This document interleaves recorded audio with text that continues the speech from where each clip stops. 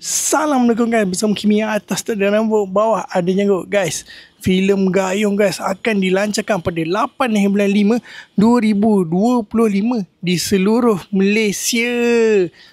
Siapakah watak-watak yang di dalam filem Gayung tu? Okey, watak dia adalah Beto Kushairi, Nabila Huda, Syafi Naswib. Okay guys, kau jangan lupa guys tengok cerita Gayung movie tu. Okay, so kita jumpa next video. Apa tagline Kimi? Atas tak ada rambut, bawah ada jenggot. Kau dah tengok lah video aku buka langkah seni pertahankan diri.